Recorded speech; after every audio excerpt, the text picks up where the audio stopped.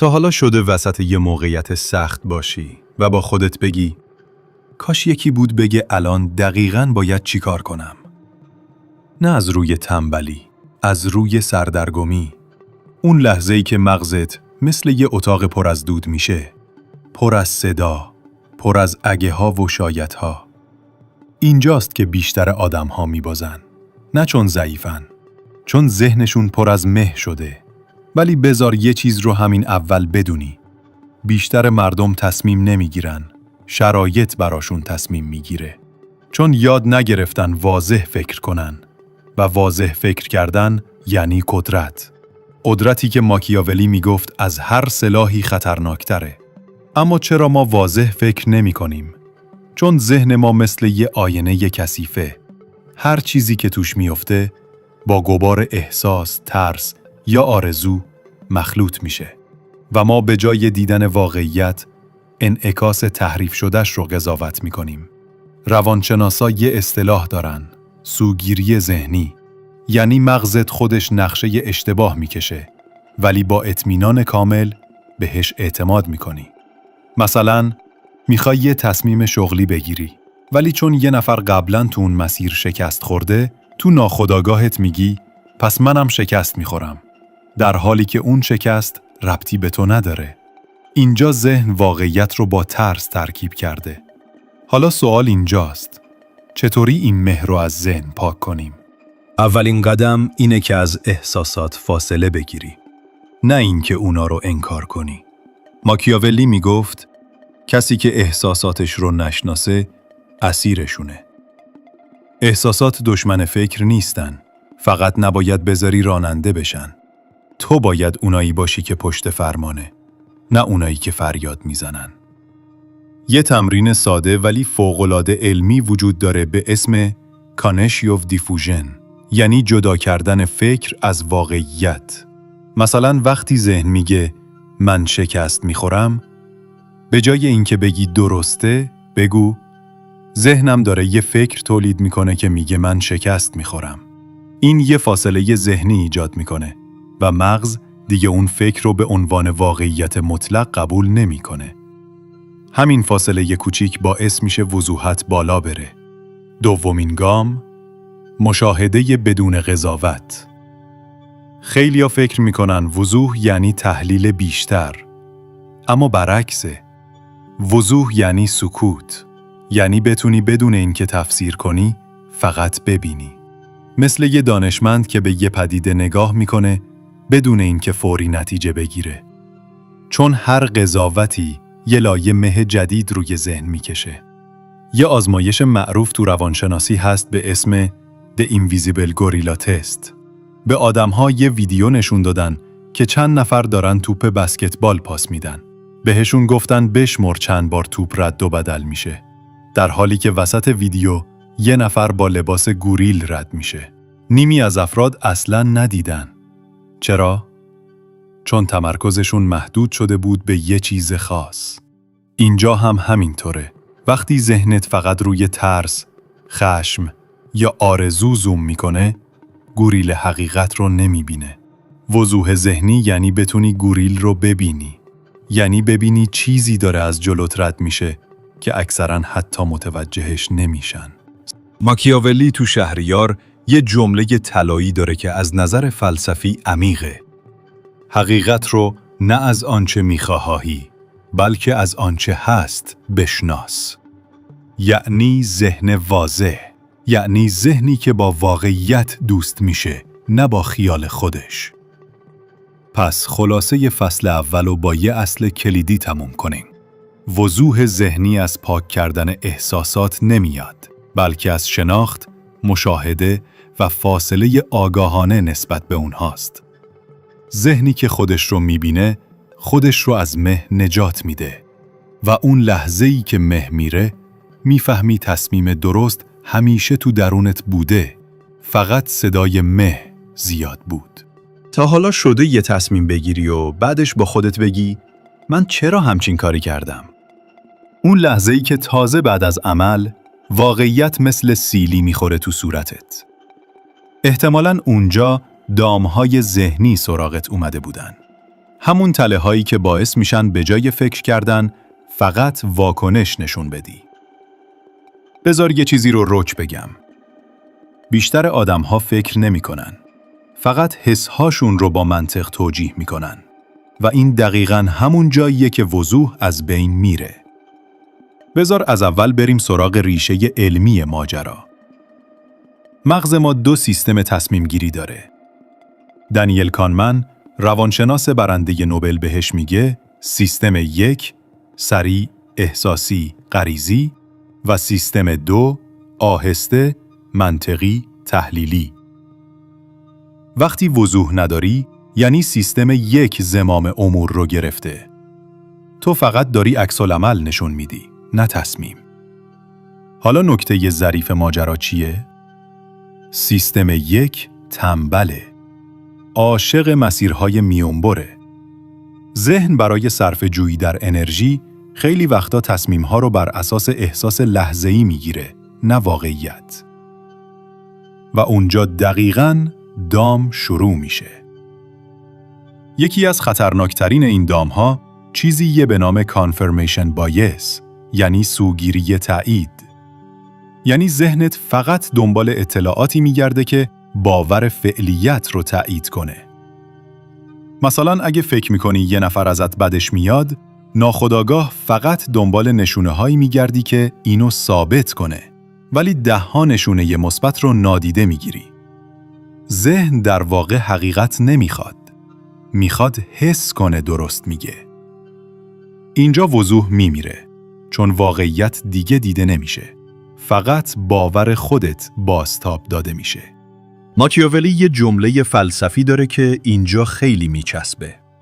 آدمی نه با چشم بلکه با قضاوتش میبیند و قضاوت همیشه آلوده است. یعنی هرچی بیشتر مطمئنی احتمال اشتباهت بیشتره. دام دوم، اوورتینکینگ یا فکر زیاد. بله، زیاد فکر کردن هم دشمن وضوحه. وقتی ذهن بیش از حد تحلیل میکنه، در واقع داره از تصمیم فرار میکنه. چون ذهن از اشتباه میترسه، پس خودشو با فکر زیاد سرگرم میکنه. این همون چیزیه که روانشناس‌ها بهش میگن تحلیل فلج کننده یا analysis paralysis.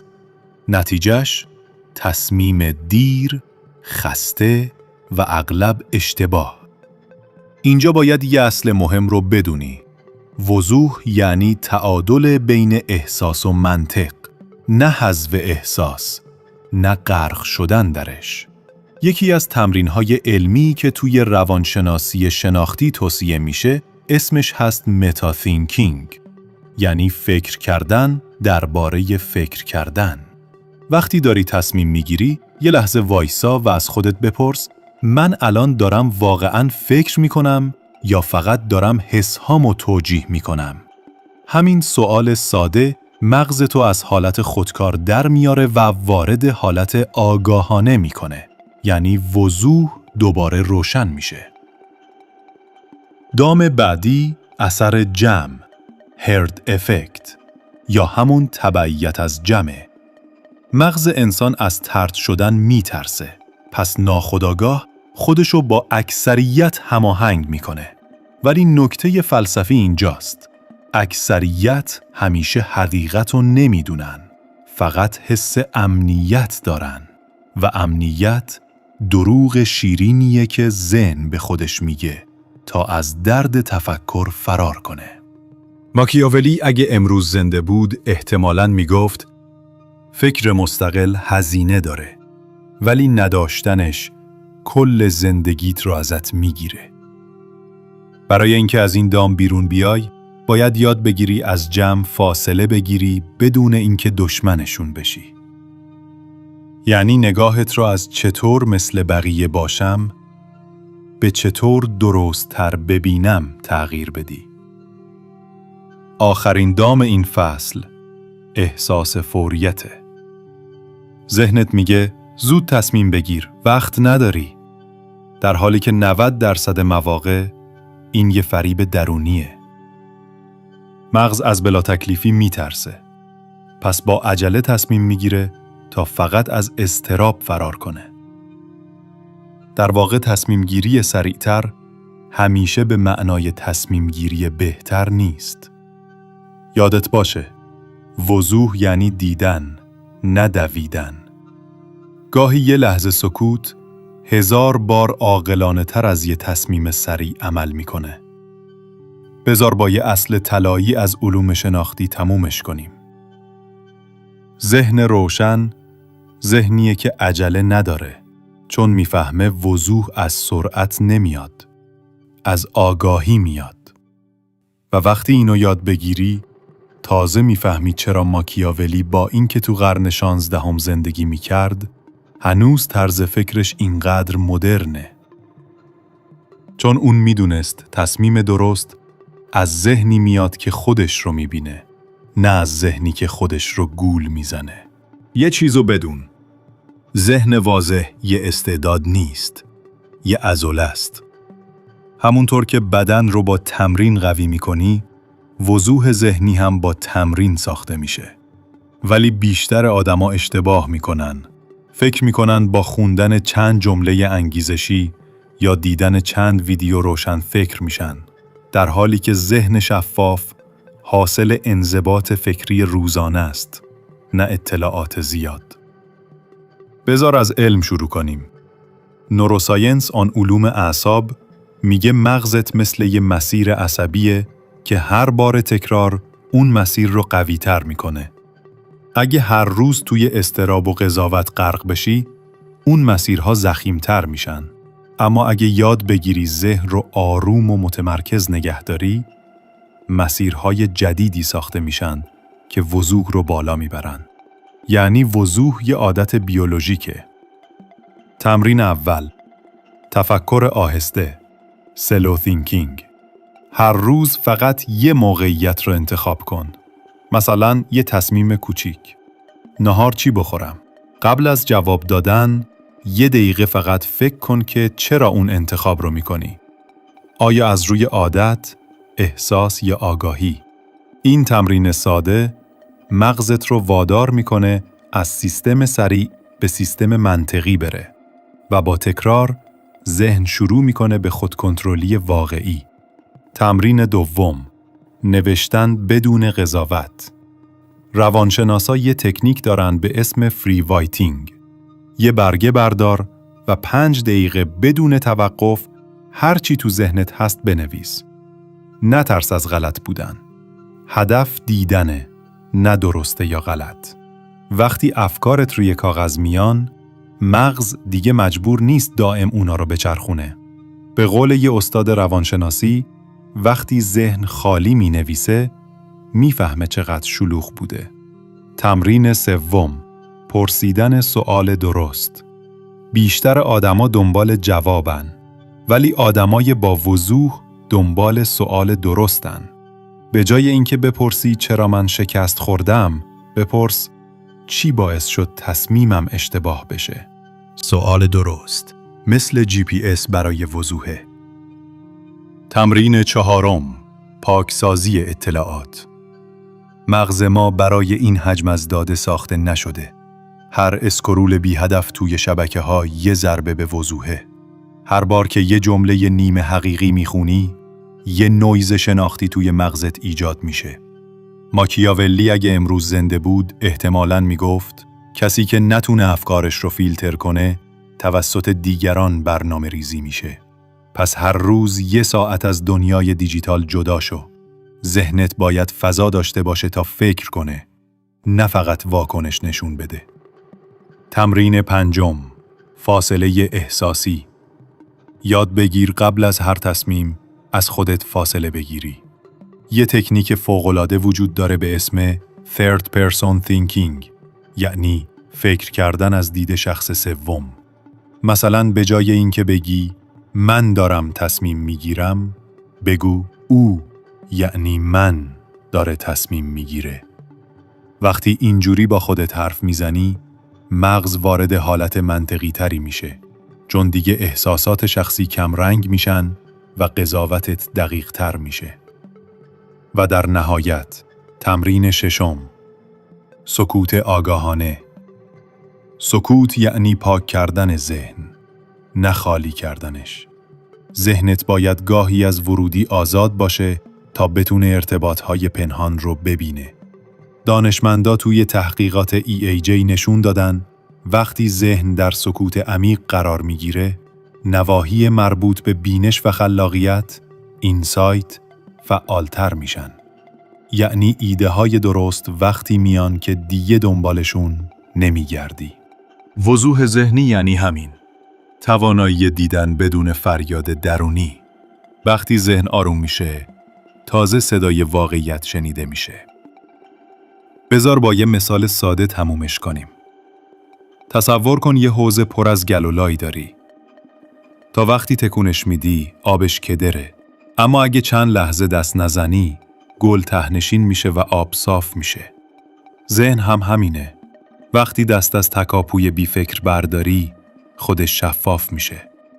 ماکیاولی میگفت قدرت واقعی از دیدن میاد، نه از واکنش. و علم امروز دقیقاً همینو میگه. وضوح ذهنی یعنی کنترل توجه و کسی که توجهش رو کنترل کنه، خودش رو کنترل کرده. یه روز از یه استاد روانشناسی پرسیدم چرا تصمیم درست همیشه بعد از تصمیم اشتباه معلوم میشه؟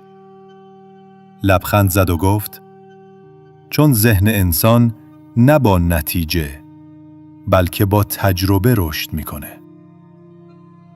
اونجا فهمیدم تصمیم گیری یعنی هنر زندگی، نه فقط انتخاب گزینه ها. اما بذار رو راست بگیم. دنیا یه محیط آزمایشگاه نیست که توش همه چیز قابل پیش بینی باشه. واقعیت پر از ابهامه، پر از آدم، پر از احساس. پس هنر تصمیم گیری واضح یعنی شناخت بازی ذهن وسط میدان واقعی زندگی. اولین اصل اینه که بدونی هیچ تصمیمی بدون هزینه نیست.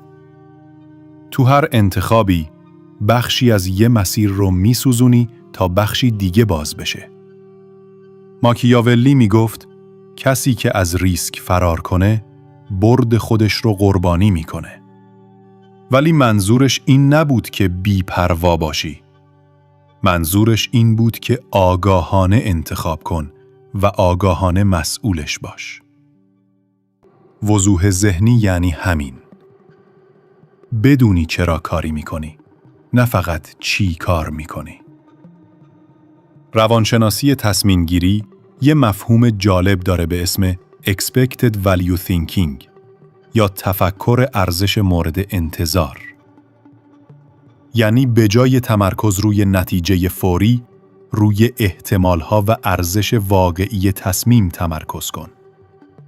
مثلا، یه تصمیم ممکنه 70% احتمال شکست داشته باشه. ولی اگه اون 30% موفقیت بتونه زندگی تو عوض کنه، ارزشش بیشتر از 100 تا تصمیم مطمئنه. اینجا وضوح یعنی دیدن تصویر بزرگتر، نه فقط لحظه فعلی.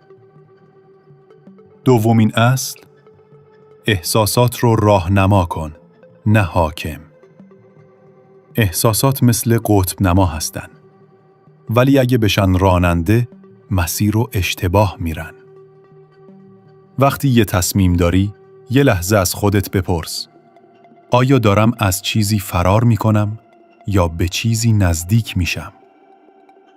اگر از ترس فرار میکنی، وضوحت آلوده است. سومین اصل، توجه کن به نشانه ها. مغز انسان سیستم پیچیده‌ای داره به نام Reticular Activating System، سیستمی که تصمیم میگیره به چی توجه کنی. وقتی هدفت واضح نباشه، این سیستم هر چیزی رو مهم تلقی میکنه و ذهنت آشفته میشه. اما وقتی هدف مشخص باشه، مغز خودش صداهای اضافه رو حذف میکنه. به همین دلیله که آدمای با وضوح کمتر سردرگم میشن. اونا هدفشون مثل چراغ جلوی ماشینه، مسیر رو روشن نگه میداره. چهارمین اصل، ذهنیت آزمایشگر. هیچ تصمیمی قطعیت نداره. پس باید یاد بگیری با تصمیماتت بازی علمی کنی. به جای درست یا غلط، از خودت بپرس این تصمیم چه بازخوردی میده؟ دانشمندا بهش میگن learning loop، حلقه یادگیری. یعنی تصمیم میگیری، مشاهده میکنی، اصلاح میکنی و هر بار وضوح بیشتری پیدا میکنی. پنجمین اصل، حقیقت رو از احساساتت جدا کن. ماکیاولی تو یکی از نامه‌هاش می‌نویسه انسان زمانی قدرت پیدا میکنه که احساساتش رو ببینه، نه زمانی که انکارشون کنه. وضوح واقعی یعنی بتونی بگی الان عصبانیم، ولی عصبانیت من دلیل درست بودن تصمیمم نیست. این آگاهی ذهن رو به سطح بالاتری از کنترل میبره. حالا بذار یه مثال واقعی بزنم. فرض کن 2 پیشنهاد کاری داری. یکی با حقوق بالا ولی محیط مسموم و یکی با درآمد کمتر ولی فضای رشد. ذهن احساسی میگه برو دنبال پول، ولی ذهن واضح میپرسه کدوم مسیر منو در بلند مدت رشد میده؟ و همونجا تفاوت آدمای شفاف با آدمای واکنشی معلوم میشه. در علم تصمیم گیری یه مدل معروف هست به نام OODA Loop. Observe, Orient, Decide, Act. یعنی مشاهده کن، جهتگیری کن، تصمیم بگیر، عمل کن. این مدل رو خلبانای نظامی استفاده میکنن، چون توی شرایط مبهم باید تصمیم سریع ولی دقیق بگیرن. تو هم میتونی از همین مدل استفاده کنی. قبل از هر انتخاب فقط چند ثانیه فکر کن. چه چیزی دارم میبینم؟ چطور دارم تعبیرش میکنم؟ کدوم گزینه منطقی تره؟ و بعد اقدام کن. همین مکث کوتاه مرز بین واکنش و تصمیمه. و حالا آخرین اصل، شاید مهمترینش. به سکوت ذهن اعتماد کن. اون لحظه‌ای که دیگه از تحلیل خسته شدی و فقط حس آرامی داری که درسته، اون همون وضوح درونیه.